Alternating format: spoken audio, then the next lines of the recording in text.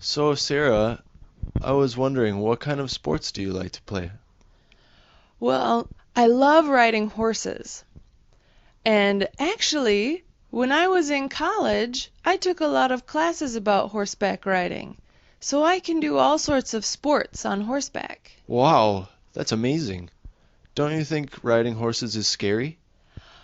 I think it's part of the fun. For example, I used to be in the rodeo and I did a sport called saddle bronc riding.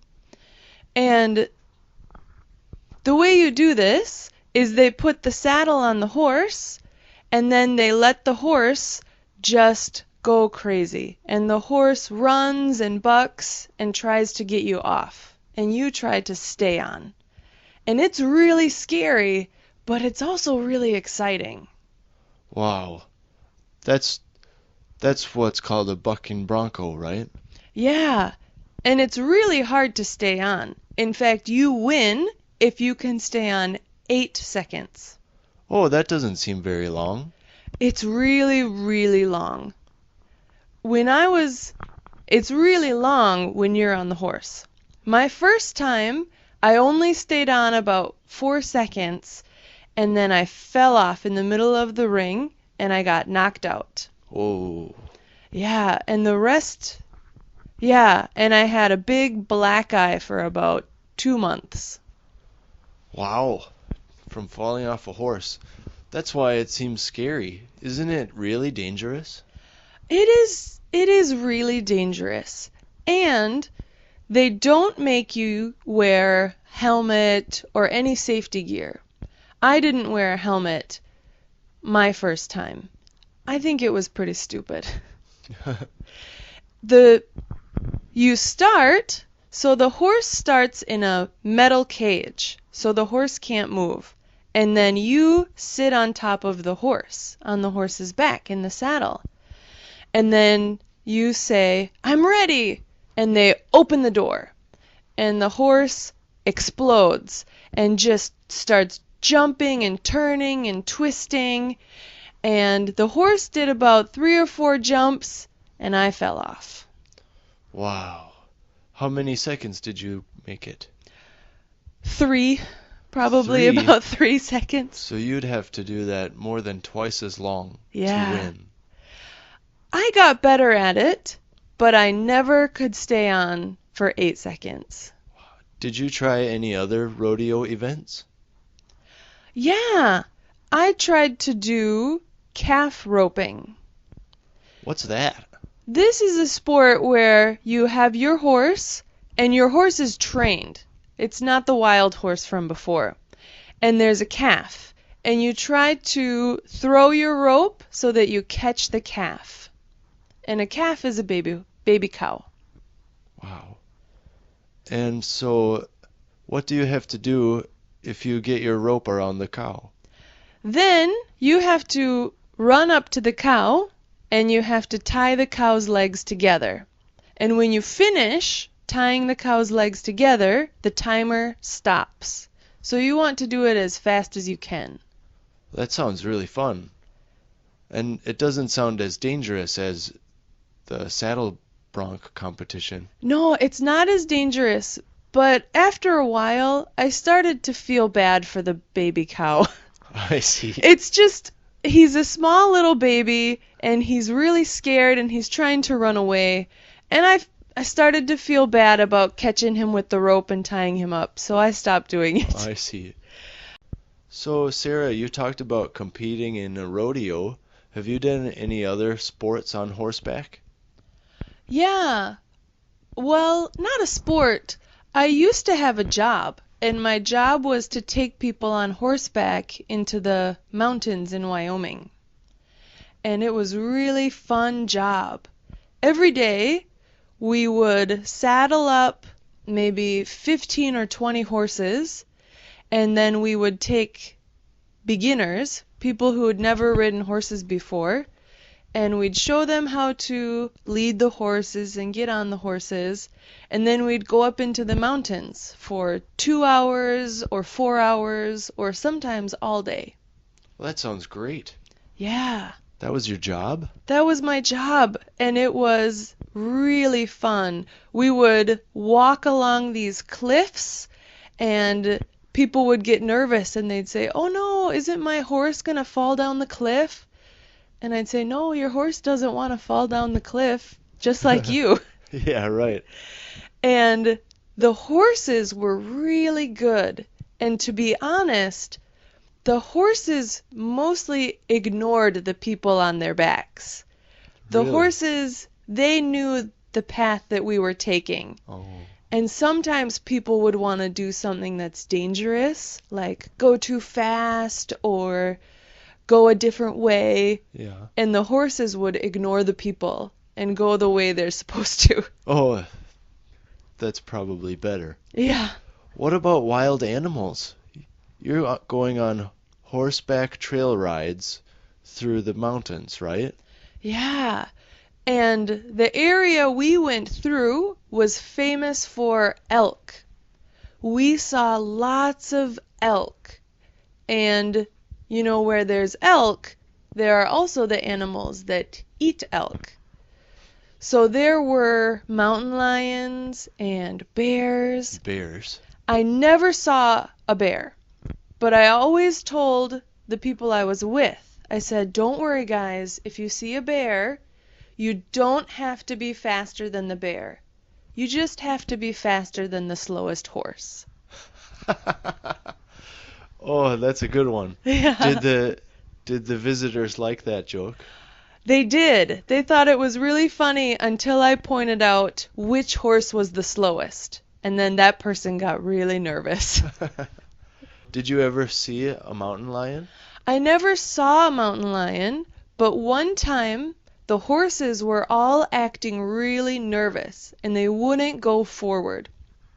And I didn't know why they were acting this way. Oh. They refused. And so I ended up turning around and we went off the trail and we had to make a big circle. Really? And then later I found out that there had been a warning that there were mountain lions in the area. And so I think that's why the horses refused to go.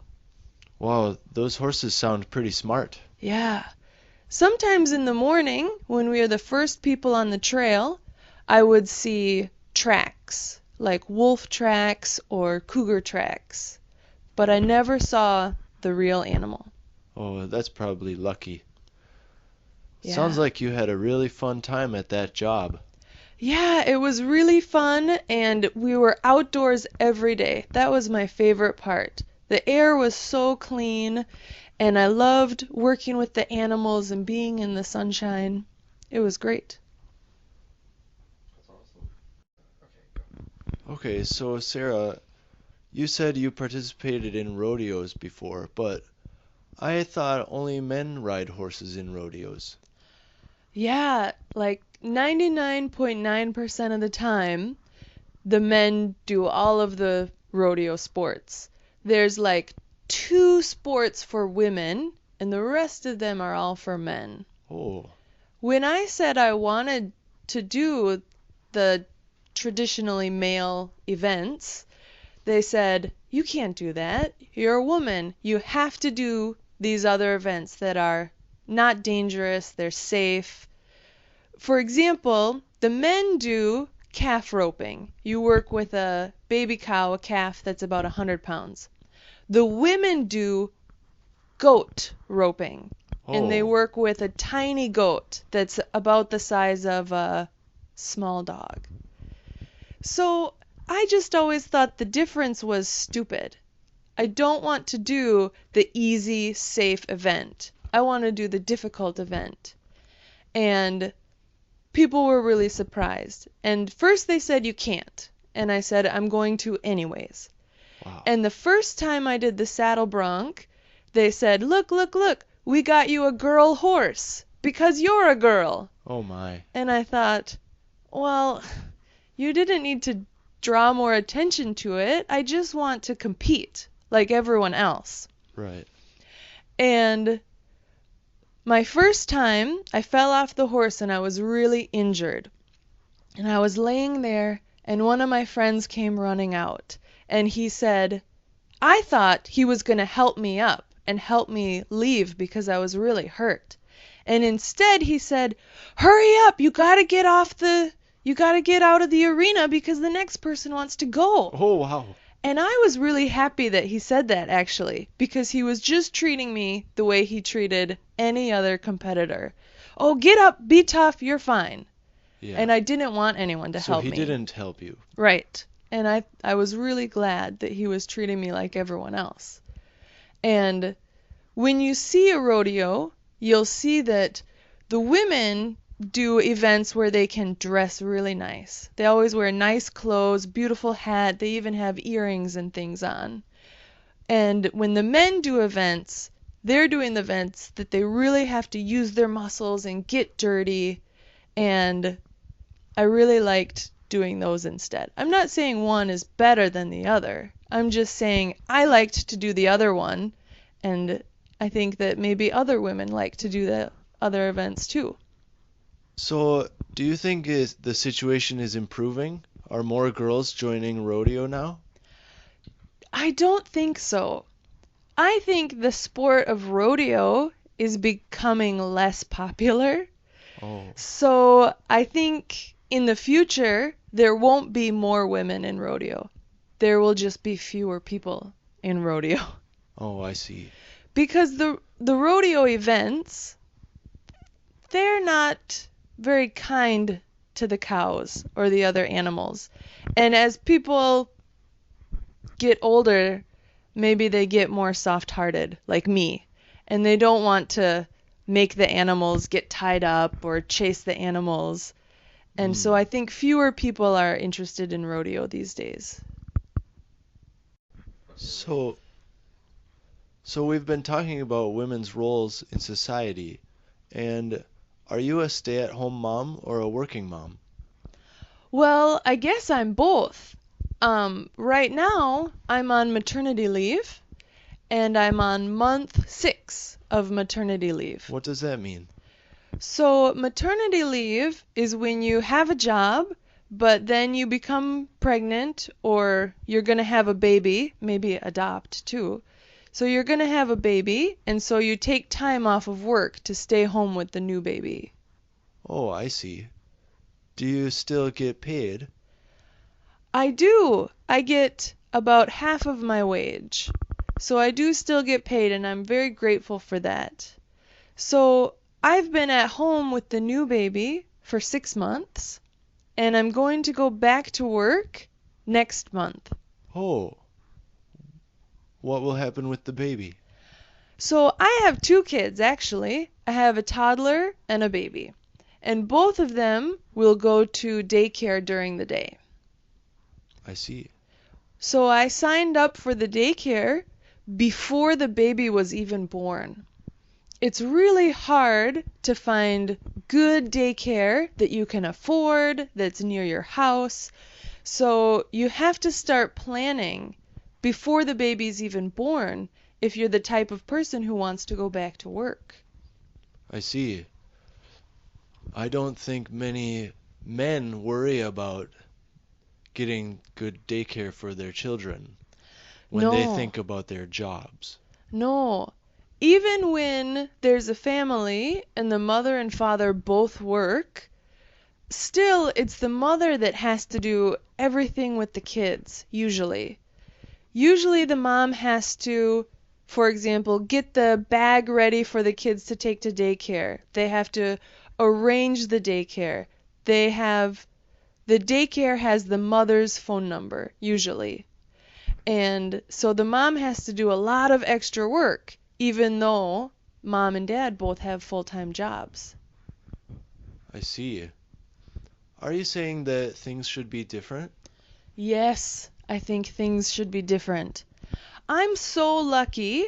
My husband agrees with me.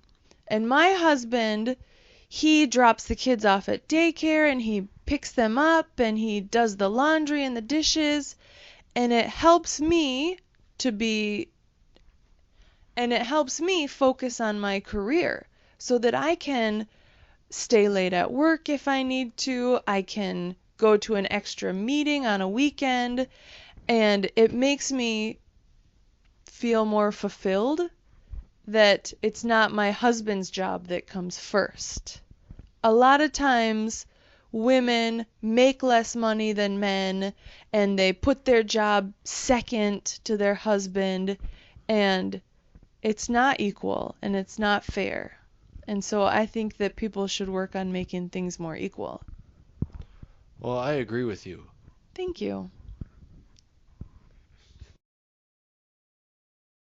Hey Katie, I'm having a party, Super Bowl party at my house on Sunday in a couple weeks. Would you like to come over? Okay, but I have absolutely no idea what the Super Bowl is. Well, the Super Bowl is our big sporting event, and we have it once a year. But it's okay if you don't know anything about American football, because actually the Super Bowl is kind of like our unofficial holiday. Okay. Yeah, so what happens is everybody comes over to somebody's house, and you have a big party, and you watch the game, but nobody really watches the game. There's Okay. lots of other stuff going on, so it should be good. Do you have like Super Bowl food that you eat? Exactly. So it's kind of like a big feast. So we'll have, like hamburgers and stuff that we'll barbecue, and we'll have lots of like chips and dip and stuff like that. So you don't have to bring any food, but it's potluck. So if you do want to bring something, yeah, I would recommend it. Do you have to be like a supporter of one of the teams in the final? No, and actually the game's not for a couple weeks, so we don't know who the two final teams are going to be. Alright. They still have to decide, but actually there's a bunch of things that have nothing to do with football on the Super Bowl that you'll probably like. The first is they have the halftime show. You may have heard about the Super Bowl halftime show. Okay. You like music, right? I love music. Right, so they always have a really big musical act. And actually this year I don't remember who it is. I'll have to check, but it's usually somebody like Bruno Mars or U2 or somebody like that. I think last year it was Katy Perry, was it not? It might have been, yeah, but it's always a really, really big person. Mm. Another thing that's really cool about the Super Bowl is the commercials. Okay. So the commercials, the companies spend a lot of money on the commercials, and they're usually really good. So the commercials, people are often more into the commercials than the game, Okay. especially if one team's if it's a lopsided win. So yeah, so the commercials are fun. What kind of commercials do they have? Oh, like companies like Pepsi or Coke or like really big name It's like companies. the really big ones. Yeah, they'll spend like millions and millions of dollars. These are usually the most expensive commercials because it's one local game and one local audience. Like the World Cup is a more watched event, but the commercials are regional for all the different countries. Whereas the Super Bowl, the commercials are just for Americans. Yeah. So yeah, these are usually the most expensive commercials like around the world. So they're usually really well done. Is it just American teams in the Super Bowl? Yes, it's very, Americanizing, you might say. But, like I said, the game's really not that important. But there is one way that you can make money. Okay, I'm Yeah. interested. So what happens is we have like a pool and you can draw numbers and like, you don't have to know anything about football, but you can have like, draw numbers for the first person to score a touchdown or the first player to get a penalty or things like that. And you just fill out the chart, and then if your player gets that, then you can get money. So you have to contribute. You have to pay like $10 to play, but then it's in a pool, and then you could win money at different points during the game. Have you ever won at the Super Bowl before? Yeah, it's kind of like how it works out where everybody wins a little money and everybody loses a little money. So, gambling technically is illegal, but Of course. yeah, but it's like just one of those things that everybody It's does. not for big money, No, just for a little bit of money. just a little bit of money. So it's just, okay. just to have fun. Mm. Yeah. So, and then once I find out what teams are in the finals, then I'll tell you about the colors. And it's usually best that you choose one team that you're going to support. Okay. So I'll fill you in about who the teams are later and all Right. that. So are you willing to come? Yeah, sounds like fun. Okay, cool. I'm in. All right, so it's going to be at my house at 3. So if you can show up around 2-ish. Should I bring some food? You can bring some type of maybe salad or like a bean dish or something like that if you like. But the main food we'll provide. We'll have pizza, we'll have burgers. Oh, and it's BYOB. Okay. So if you want to drink, you have to bring your own alcohol. All right. But we will have some beers and stuff. Do you drink? Sometimes. Okay, cool. Like 10% of the time. All right, so see you there. Glad you can come. No worries.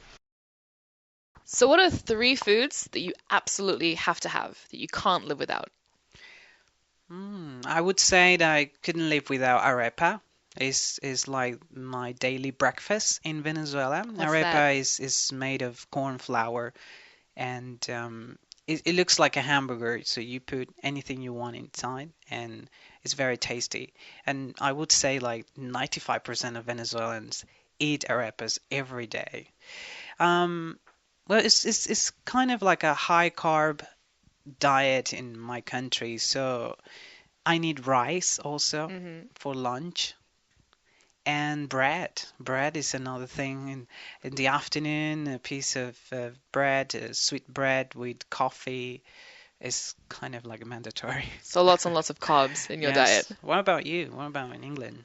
Well, English breakfast is not the healthiest of breakfasts. It's like a big plate with fried eggs, fried sausages, hash browns, like hashed potatoes, beans, just everything fried and everything delicious.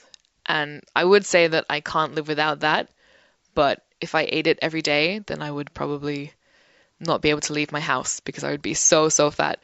But it's definitely a food that is in my top foods of all time. That's probably my favorite. But recently I've been eating lots of tofu as Oh, I see. breakfast. Yeah, so a little bit of tofu, a little bit of soy sauce just for Just that? breakfast, which is just, it's a bit of a boring breakfast, but it's really healthy, I guess. Hmm. So I've been eating that a lot every day. So I probably can't live without that recently. And also pizza. Oh, Pizza. pizza, Pizza. yes. I think Very everyone good. can't live without pizza. Yes. Pizza is the best. Pizza is definitely a Yeah, I food that I try to can't live have without. pizza probably mm, tw once a week, I would say. Yeah. What's your favorite topping? Is that would be cheese. Cheese, classic. Definitely. Bacon. Cheese and bacon. Oh, sounds good. Yes. Very, very tasty. Just Yeah. cheese and bacon or anything No, else? no. I'm going for anything actually, but I will always need to have cheese and bacon on my pizza. Pizza's not Yes. pizza without cheese. Yes. Has to have Yes. cheese. Now, Oh. what else do you have? So you said tofu, pizza. What other food can you live without? Well, my grandma is part Italian, so we have Mhm. lots of like pasta and lasagna in our Ah, family. good. So I try and eat, well, I try not to eat a lot of pasta because I'll get really fat, but pasta is definitely something that I can't live without. Yeah, Italian So food, good. so good. Yeah. And again, lots of cheese. Yeah. We also do a lot of lasagna. Well, we call it pasticcio. Pasticcio. It's a different name, but it's the same lasagna, and it's also very tasty. So Yeah. good. But So high like a carb real food. real comfort food, isn't it? Yeah, Lasagna. yeah. Oh, so good. So, what would you say is your comfort food? My comfort food. That would be arepa again. Mm. Yeah, definitely. You said you can have lots of like fillings in that. Yes. So my favorite would be black beans with cheese inside. It sounds a little bit like a mix up of things, but it's really, really tasty. We do eat a lot of black beans every day in Venezuela. Yeah, it's very common. What about you? My comfort food, I can't eat it as much as I would like to these days, but it's probably my mom's spaghetti bolognese. So good. It's so good. Like lots of pasta, lots of tomato, lots of herbs, lots of cheese. Sounds good. Ah, it's amazing. I would like live with my parents if it meant I could have spaghetti bolognese every day. So good, so tasty. Ah, but yeah, it's the best. Nice. It's the best. Why are we always... So, what are three foods that you can't stand? Three foods that you hate? Number one would be chocolate. Chocolate! Yes. That's crazy. I don't like the feeling that you have when you put a piece of chocolate inside your mouth. It's like too hot. Like if I eat a piece of chocolate, I need to drink a lot of water. It feels it. I don't like it. Yeah. I will gladly eat all of your chocolate. If you have chocolate you don't want, Yeah. I'm here. It's weird because when chocolate is very popular as a gift. Somebody's always giving you chocolate, and I take it because I don't want to say everybody like I hate chocolate actually. But yeah. What about you? What's something you don't really like? Well, I have something I don't like that I think is really popular, and every time I say I don't like it, I always get the same like, what kind of reaction, but I don't like ice cream. What? Yeah, Yeah. I don't like ice cream. I don't think food should be that cold. I don't Mm, like it. Food shouldn't be too cold to eat. It's just really? not. You don't know what you're missing. I'm. Ice creams are really, really good, especially in summer. Chocolate's really good. Chocolate. I'll take chocolate over ice cream any day. Well, you can try chocolate ice cream. Oh, chocolate ice cream is the worst. Chocolate ice cream is the worst. Ugh. No, What thank about a you. second one? Do you have any second food that you don't like? I don't like tomatoes, Oh. which is strange because I eat lots of pasta with tomato flavored stuff in it. But just tomatoes by themselves Mm-hmm. is not something I enjoy. Whenever I have like a hamburger with a tomato in it, I always have to take it out Yeah. and give it to someone else. Just, I don't like it. It's just juicy and not a good juicy way. Mm-hmm. I don't like Blech. garlic. You don't like Yeah. garlic? I like garlic in food, but I don't like to see it or eat it and have the taste of garlic. I don't like it. Once you've got the taste of garlic, you don't get rid of that for about 3 days, right? Exactly, that's another thing. Yeah. So when my mom is cooking and using garlic, after that she had to remove it. She cannot leave any evidence that she was using garlic in her food. Yes. Oh. Is there another food that you don't like? I would say sprouts, the Brussels sprouts. Man, no one likes sprouts. Yes, it's bitter, and even though some people say it's good for your body, I don't like them. I think, yeah, sprouts are just universally hated. No one likes sprouts. Yeah, well, but when you are a child, your parents, for some reason, are always giving you Yeah. that. Yeah, Yeah. cruel. Oh, I don't like it. It looks like, I feel like a cow eating those things. Yeah. Yeah, I can imagine. It's just, ugh. What about you? Any other?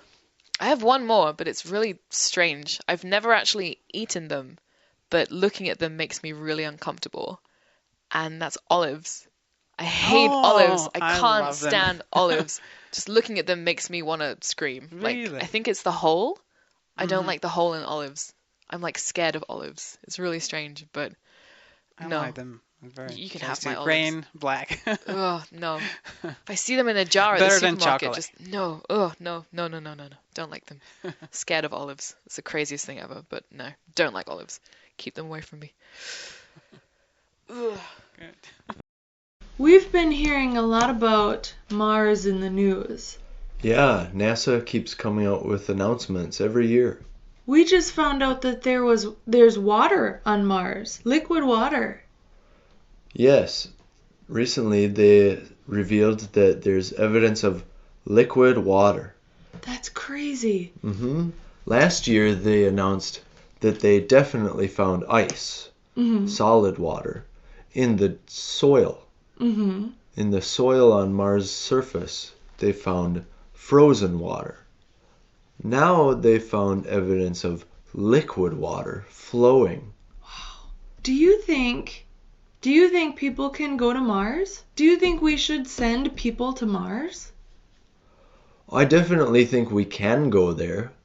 We've already sent a number of spacecraft to Mars, starting with satellites many decades ago. Then there were landers, where a satellite landed on the surface and sent data back to Earth. Then we sent the rovers, little robot cars that drive around on Mars. So we've already successfully sent many missions to Mars. I'm sure we could do one with humans. But none of the satellites or landers or rovers, they've never come back. Do you think we could send people and they'd come back safely? Well, that is a problem. We could definitely send people to Mars, but bringing them back, having the astronauts come back to Earth, would be a much more difficult problem to solve. So you think maybe we would send astronauts to Mars and they would never come back safely? Well, if you think about the old explorers in the olden days, explorers used to leave their home and find new regions and not plan to go back. Yeah. People used to take a risk that maybe they couldn't return. So I think there are people who are willing to go on a one-way trip to Mars. I'm sure there are people willing to do that. But are the rest of the people willing to send someone on that mission? I think some people will say yes, and some people will say no. I don't know what the percent would be, but I'm willing to allow someone to do that. If someone says, I want to go to Mars, I know it's a one-way trip, but I want to go. I think that's okay. We should let them go. How about you? Would you volunteer to go? Oh no, not me. I'm staying here on Earth. Okay. So, do you think that we should send people to Mars or the moon to spend all this money on space travel? Well, I think we should. Space travel can give people hope for the future. And space travel can unite people from different countries for a common goal. But do any countries work together to travel in space? Oh, certainly. The International Space Station has astronauts from different countries working together. And I think that a joint effort is the best way to do space missions. I think that we could go back to the moon and learn much more by going there than we can learn if we don't go there. I see what you mean, but I think we could learn more and we could improve more if we can help the people on Earth. Think of everything we could learn from the children that can't get an education these days. Maybe the next Einstein is a poor little girl who doesn't have the money to go to school. If we spent more money on school and clean water and vaccines, maybe we could learn more from ourselves than from going to space and going to Mars. I agree with you that more money should be spent on education, but we don't need the next Einstein if we're not doing space travel. The problem is, what are people with money willing to spend it on? I think that it would be nice if we could have all the rich countries spend money on education for poor people. But if you look at the numbers, the cost of one space mission is much cheaper than the things we spend money on now. Like what? Well, the first example that comes to mind is war. One day of war is so expensive for all the governments and militaries that are involved. One day of war costs more money than one space mission. But Yeah, war that's goes true. on and on for days. Yeah, and years. So if you think about the money in terms of, so the money for a space mission seems expensive by itself, but when you compare it to other things, it's actually kind of cheap. I see what you're saying. You're comparing the cost of space travel to war, but I would compare the cost of space travel to the cost of, for example, getting rid of malaria. I think we could get rid of a terrible disease like malaria For as much as we would spend on a trip to Mars. Getting rid of malaria or going to Mars? Well, of course, I would also choose that we should get rid of malaria. Maybe we'll have to agree to disagree. We might have to disagree this time. Okay. So, Gilder, we're both teachers Yes. and we both live and work abroad, right, Yes. from our home countries. I'm from Scotland and you're from Venezuela. So, I'm sure we both have to deal with homesickness because we're so far from our home.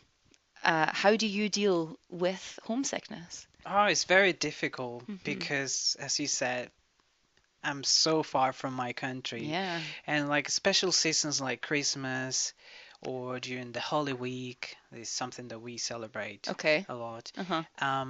I feel really homesick, especially because of the food. We Yeah. have particular food and also meeting with your friends, hanging out with them, going to the beach. So all those things that I don't have here is yeah, it really makes me feel homesick. But one thing I do is I always try to go for things in the country where I'm living. So what do the locals do?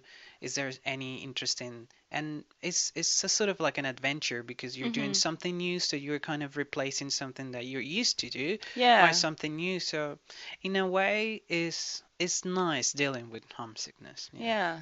What about you? Well, that's kind of what I was going to say. You said replacing. I was going to say just distract yourself with other activities. Obviously, we've met new people living here, and I've made some new and wonderful friends. And it's not the same as your life back home, but it's a good distraction, I think. You mentioned activities, so yeah, just exploring the new culture that we're in, and if feeling homesickness. In regards to food, there's a lot of delicious food here.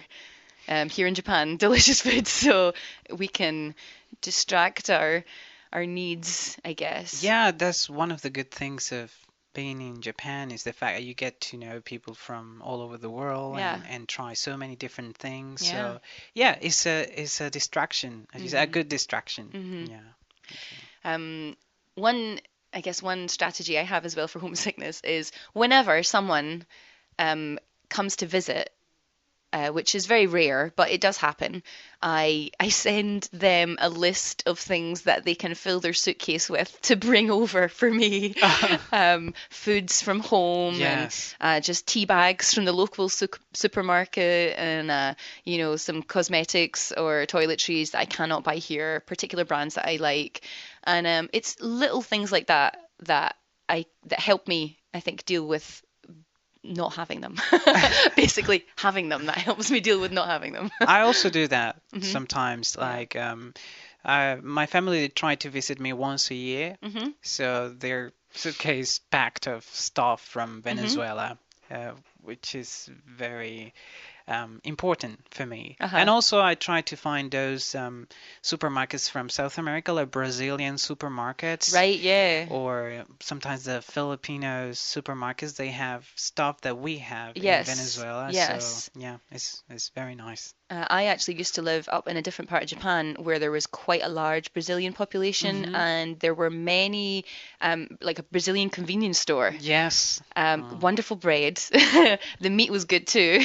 Yeah. Lots of really good products. So I guess a shop like that would help you in particular. Yes, I guess Brazilians, they don't have the same issue that we have with homesickness because they can get a lot of stuff from Brazil here That's in Japan. true. Yeah. Well, of course, there are international stores around. I'm lucky enough to, even in a small city like this, I have an international store that's reasonably close. So there are a few products that I feel happy about, I guess. Maybe I wouldn't even buy them at home, but when I see them in the shop here, I feel like, I can't get Yeah. other things, so I'm going to buy Likewise. these biscuits. Likewise, something that you can read. Yeah, well, yeah, that's true. Just peel the language sticker off the top and read the English Yes. below. Yeah, there are different ways to cope with it, I think. Yes. So I want to ask you about when is the right age to have stuff or to start doing stuff. What do you think is the right age to start having a phone? Oh, I think for security reasons, to keep the child safe, perhaps maybe about 11 or 12, when they start going around places without their parents. Yeah. It would be a way for me to contact my daughter. Even now, my daughter's only 6 and she doesn't have a phone. That's far too young, I believe. However, she walks to school by herself. Yeah. And walks home by herself, and that stresses me out. For her safety. So there are times where I wish I could phone her or text her, but she doesn't have a phone, and I do believe that 6 is far too young to have a phone. A little bit too young. Yes.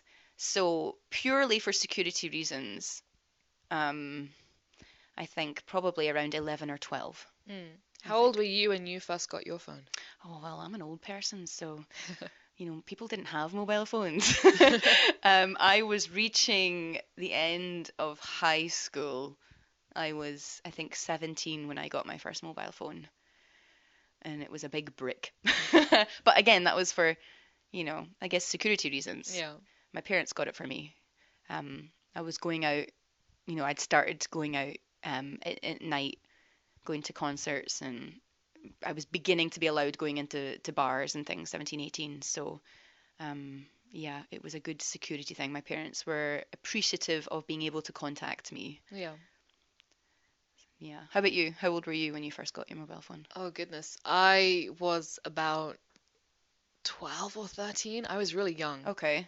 And I only got my first mobile phone, or my first cell phone, because my best friend had got the same one. And I wanted to send like picture messages to her. It was back in the old days where you couldn't send photos, you couldn't take photos. Picture messages. I Picture couldn't even messages. send picture messages. Mine was just text, like pressing the same button over and over yeah. again. Oh yeah. So I never really used it hmm as like a way of security. I just used it to send really overpriced picture messages to my friend for absolutely no reason. It was such a waste. And to play Snake. Do you remember Snake? Oh yeah, like Snake. the little game that you could play on your phone. Yep. Yeah, I didn't use it for a good use, I think. I just used it to waste time. It's Fair enough. ridiculous. Well, you're 12, you said, right? 12, 13, yeah. Well, that sounds age appropriate, I think. Age appropriate use. Yeah, it's a good time to start wasting your time. Yeah. Good age to start wasting time. Yeah. Hello, welcome to Burger Barn. Can I take your order? Oh, hi there. I think I'll have the taco and the fries and a soda, please. Okay, you want the tacos, the fries, and the soda? Yes, please. Okay, did you want that in a can or in a cup? Cup, please. Oh, you know what? I'm sorry. We're out of tacos today. How about a hot dog or maybe some chicken? Would that be all right? Yeah, I think I'll go for the chicken, please. Okay. Do you want crispy or baked? Crispy, please. Crispy, all right. Did you want breast meat or did you want leg meat? Breast meat, please. Okay. So you can go ahead and drive through to the inn. Your total's going to be $5.36. Okay, thank you. And I'm sorry, are you going to be paying by cash or by debit card? Cash, please. Okay, thank you. Thank you very much. Would you like anything for dessert? Donut, ice cream? What flavour ice cream have you got? We've got chocolate ice cream, vanilla ice cream, and rainbow sherbet. I think I'll try the rainbow sherbet today, please. Okay, would you like that in a cone or a cup? Cup, please. Okay. So your total will be $7.55 at the window. Okay, thank you very much. Hello, welcome to Burger Barn. Can I help you? Hi, I'm picking up a large order today, so can I grab a pizza and a few burgers, maybe some onion rings and some Cokes? Okay, so I'm sorry, can you slow that down? So you want just one pizza? Yes, please. Okay, and how many burgers did you say? Maybe 3. 3 should work, yes. Okay, and you just want a normal, regular Burger Barn burger? Yes, a normal, regular burger. Maybe make that extra. Extra pickles. You want the Big Barn burger? Big Barn burger sounds great. Thank you, mate. You want 3 Big Barn burgers? 3 Big Barn burgers will be wonderful. Okay. And I'm sorry, so I've got the pizza and the Big Barn burgers. Did you want something else? Yeah, Can I grab 3 onion rings and 3 Cokes? 3 onion rings and 3 Cokes. Now, the Cokes, did you want those in the cup or in the can? Can I grab them in cups, please? You want those in cups? So you want straws with those? Yes, please. Okay, so just to repeat your order, you've got 1 medium pizza, 3 big Big Barn burgers, 3 cans of Coke, and some onion rings. No, can I make that a large pizza and 3 cups of Coke, please? Oh, I'm sorry, 3 cups of Coke. Yes. Okay, great. And a large pizza. Yes, a large pizza. Okay, great. All right, your total will be $18.55 at the window. Excellent. So, Abidemi, you were a teacher in Canada, correct? That's true, Todd. Now, where did you teach? I taught in northern Canada, in a province called Nunavut. Nunavut. Nunavut. Nunavut. Yes. Wow. Is it like Native Americans types? Yes, except that we call them Inuits. Inuits? And, Aboriginals and First Nations. So what was it like? I really liked it. It was great. Very different from other parts of Canada. Very cold, obviously, because it's in the far north. And the communities are very isolated. Very few people live there. In the particular community where I lived, there were about 1,000 people, maybe less, living there. So everything has to be shipped in or flown in by ship that comes in the summer when the oceans melt. And then in the winter, they usually fly them in. So food was quite expensive, housing expensive. Yeah, it was a different experience for me. Wow, what's life like that far north? Life happens, and it's interesting how similar it is to what we have down south in southern Canada and the other parts of Canada. Like they have TVs and similar housing, but you do have to be careful when using water because the infrastructure is a little different. The ground is frozen, so they don't have indoor plumbing.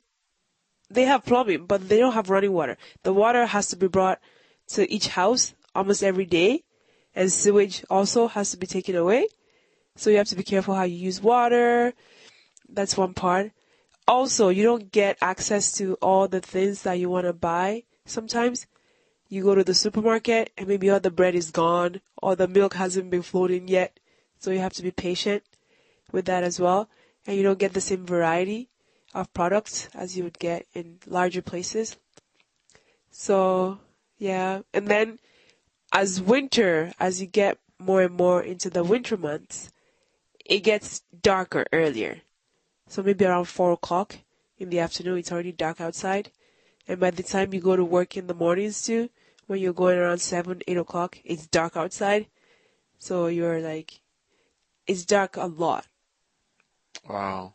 What was it like being in an environment where you had so little sunlight?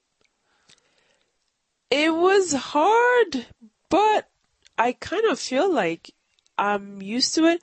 I took vitamin D tablets to help with that. Also, yeah. But because I was working for the most part, I didn't feel like it was too hard. And then during the holidays, I would come back down south to my family. So I wasn't there too much during downtimes. I did spend part of Christmas vacation there, and that was nice. They had a lot of activities outside for community members, ice sculpturing, winter games on the ice, Inuit games, different things like that. So it was fun. It was really an experience that was culturally enlightening, if I could say that for me. I really enjoyed it. I really, really enjoyed it. Though there were challenges as well. The isolation and the fact that if you wanted to go to other places that were in the community, you had to fly out. So it's very expensive to go there. Oh, what an experience. Sounds cool. Yes, I loved it, and I would like to do it again someday. So, Abhidanami, you were talking about living with the Inuits in northern Canada. What were some things that they do differently, like, for example, food or games or traditions? Food was a big thing that was different there. They eat a lot of meat, I could say, if I could say that, from the sea. So because they're surrounded by the sea, they have access to a lot of food from there. They eat beluga, seal, whales,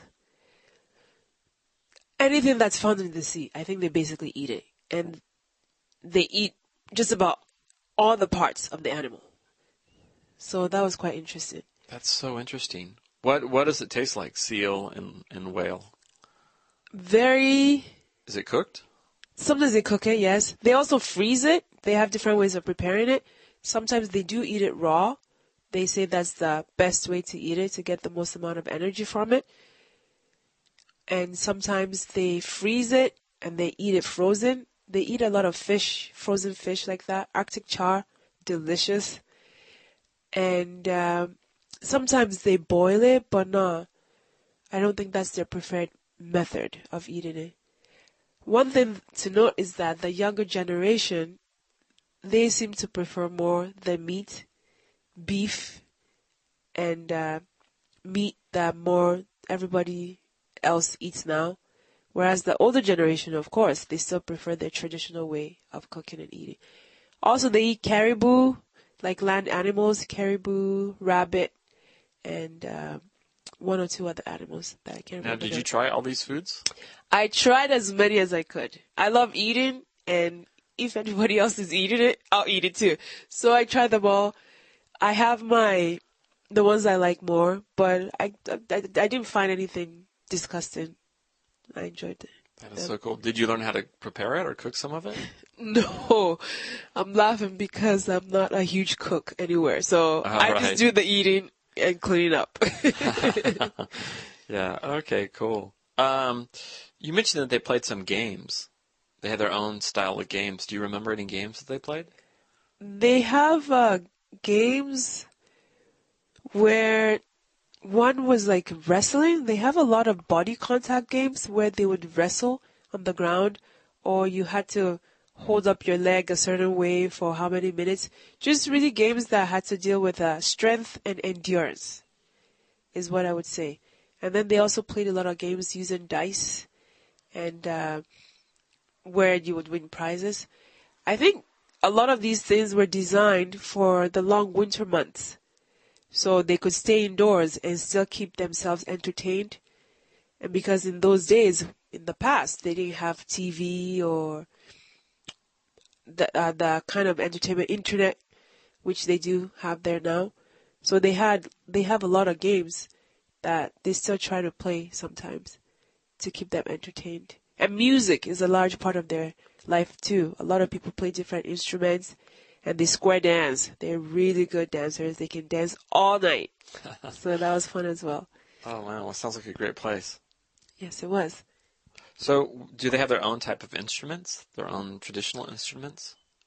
I would say no. The instruments that I saw were more things that had been brought up to them. For example, the fiddle, guitar, stuff like that. Thinking back on it now, maybe there were one or two things that they had made, but I didn't feel like, I can't really remember the name. I didn't really remember the names. I don't really, so. Nice. Anyway, thanks for sharing. My pleasure.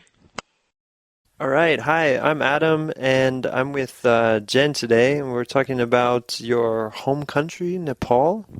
Yes, that's right. Very cool. I know the Himalayas and even Mount Everest is in Nepal, which is amazing. What else can you tell us about the geography of your country? Yeah, actually, when people think about Nepal, they just talk about the mountains, but then there are actually three reasons. There's the mountain region, and then there's another hilly region, and then Tarai region. So in Tarai region, um, the earth, like the surface, is really flat, and that's where people grow crops. That's where we get all the grains from. And then there's the hilly region, which is in the middle part of Nepal, and that's where I am from, the capital, Kathmandu. And it's like the temperature is really good there because it's not really hot, not really cold. In Tarai region, it's really hot there, but in hilly region, like it's perfect. And then there's the Himalayas where it's super cold, and that's where there's like a lot of mountains, which divides us from China. So in the south is kind of the farming area? Yeah, in South, like, yeah, everyone's like the main job is farming. And that's next to India. India, yeah. What kind of farming do they do in Nepal, in the south? They usually grow rice there, and like since the land is so fertile, like there are a lot of like vegetables, rice, and like a lot of fruits, like everything that grows in hot temperature, I guess. Oh, so you have a lot of fruits in Nepal? Yeah, we do. We have a lot of fruits, like of different kinds. Like I told you, since it's cold, hot, and moderate as well. So like we get fruits from all different places, and it's like amazing. Yeah, that's really cool. I didn't know that Nepal had so many different climates in one country. Yeah, for a small country, it's a lot, I know. Well, thank you so much for telling us about Nepal today. You're welcome. You can ask me anytime. All right. Hi, Jen. Hi, Adam. How you doing? I'm doing good. You're from Nepal, right? Yes, I am. I was thinking about going there. Could you tell me some good places to visit while I'm in Nepal? Yeah, sure. It's really nice place. I mean, you should totally come to my country. I would recommend that you should go to a place called Pokhara because that's the most famous tourist site in Nepal. There's a really beautiful lake there. And then I know that you like sports, so there are so many different kinds of activities like bungee jumping, rafting, kayaking. I don't know, what is it? Kayaking? Kayaking, yeah. So, yeah, I think you'll love it there. That's the best place, I would say. Oh, cool. How far is that from the capital? You have to take a mini bus, and it will take you around 6 hours, and you'll be there. Ah, okay. Cool. When's the best time to go there? I think during spring would be better. Yeah? Yeah. It's really nice there, like, and the people are really nice. The food is amazing, and there is a really good nightlife there because people, like, there's a lot of, what do you call it? Pubs and like live musics. So, yeah, it's a really fun place to be at night and in the daytime. Yeah, that's great. I love live music. Do you have any like events or festivals that I should go to when I'm in Nepal? Actually, in Nepal, there's a lot of festivals, but I would recommend you to go there when when there's a festival called Holi. It's around February or March.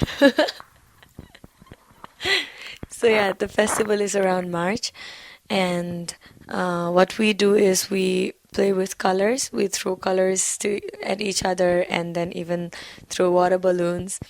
It's really fun. Like the play, like the whole environment is really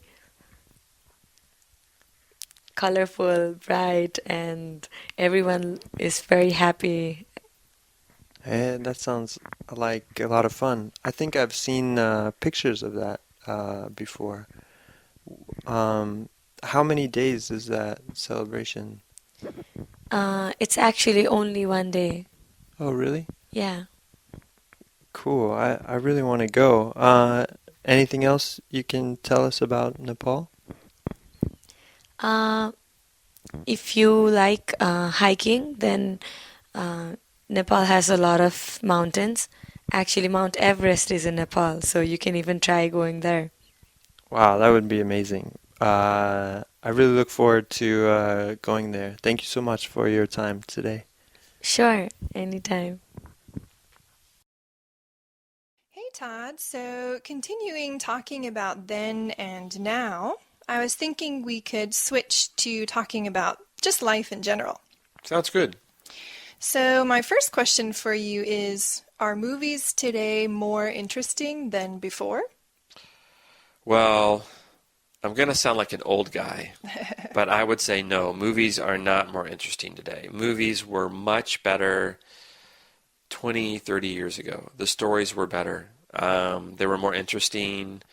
These days, movies just have too much special effects, and there's too many movies about superheroes. I hate movies about superheroes.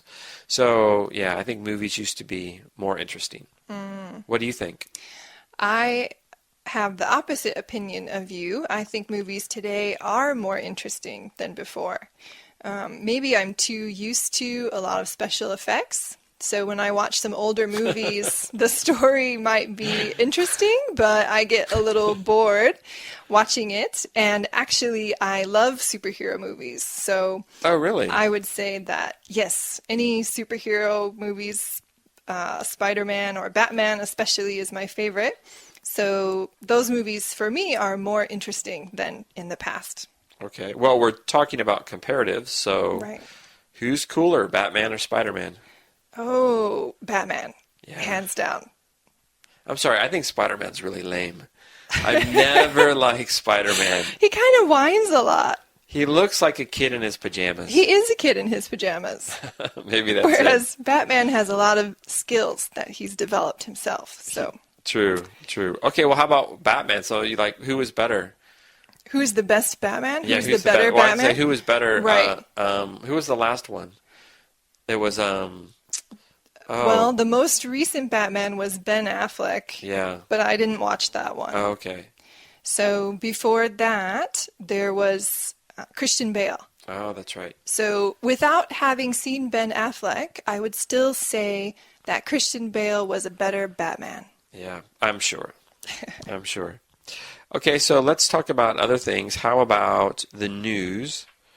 With news, are you more knowledgeable these days than before, say 5, 10 years ago? Actually, I think I am less knowledgeable than before. There's a lot of news out there, and it's easy to access the news, but there's so much news coming from so many sources. I'm not sure which news source is more trustworthy. So I think it's more difficult now to find the correct news or the true news. What do you think? I agree. Sadly, I think I'm less knowledgeable because before I would read the newspaper or I would read magazine articles or I would listen to better news stories on the news. These days, I just look at a Facebook headline Yeah, and I don't even read the article. yeah. So I don't even know what's going on sometimes, which is terrible for a man my age.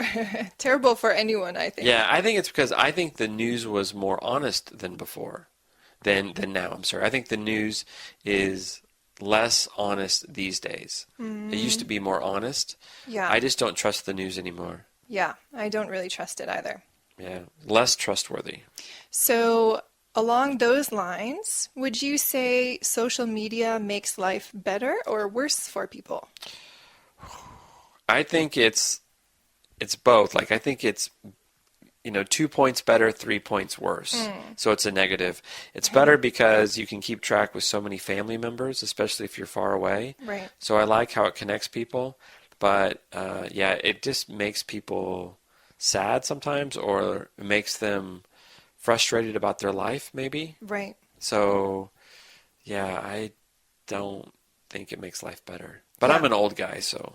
No, I think it's true. I think there are scientific studies to show that because of social media, people compare themselves too much. So it's quite appropriate that we're talking about comparison, because people will see other people's lives on social media that look quite good, and they will compare themselves and feel bad about themselves. So for some people, I think it has made it worse. But like you, I agree that some points are better, like seeing pictures from my family. Yeah, so true.